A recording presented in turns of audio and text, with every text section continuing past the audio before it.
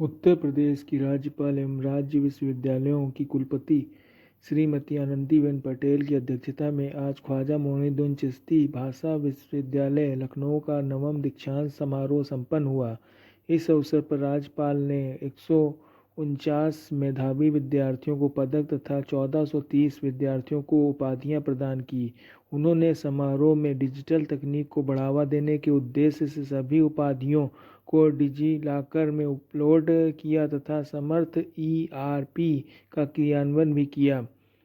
दीक्षांत समारोह में 64% पदक छात्राओं द्वारा प्राप्त किए जाने पर राज्यपाल जी ने हर्ष व्यक्त करते हुए सभी विद्यार्थियों को बधाई दी। उन्होंने जिन विद्यार्थियों को पदक नहीं मिले उन्हें निराश न होने का संदेश देते हुए कहा कि परिश्रम और ज्ञान प्राप्ति को हमेशा अपना लक्ष्य बनाना चाहिए। उन्होंने विद्यार्थियों को अधिक से अधिक पुस्तकें पढ़ने का निर्देश देते हुए कहा कि पुस्तकें ज्ञान का भंडार होती हैं और जीवन में उपयोगी साबित होती हैं।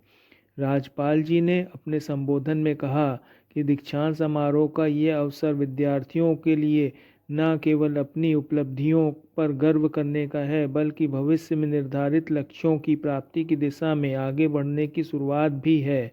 उन्होंने कहा कि विद्यार्थियों के प्रयास और उपलब्धियां उनके माता पिता, शिक्षकों, विश्वविद्यालय और प्रदेश का नाम रोशन करेंगी। उन्होंने कहा कि विश्वविद्यालय केवल उपाधियां प्रदान करने तक सीमित न रहें बल्कि यह सुनिश्चित करना भी आवश्यक है कि विद्यार्थी इन उपाधियों के योग्य बने और समाज में सकारात्मक बदलाव लाने में योगदान दें।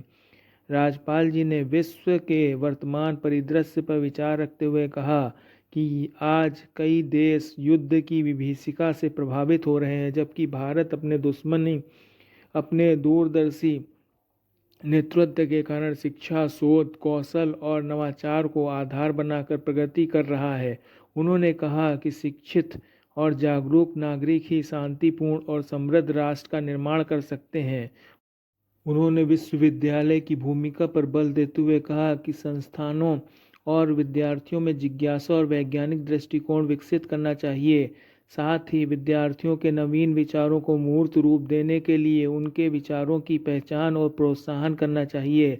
समारोह में कुलाधिपति जी ने विद्यार्थियों के उज्जवल भविष्य की कामना करते हुए उन्हें राष्ट्र निर्माण में सक्रिय योगदान देने के लिए प्रेरित किया तथा कहा कि विद्यार्थियों द्वारा किए गए कार्यों में समाज और देश का कल्याण निहित होना चाहिए।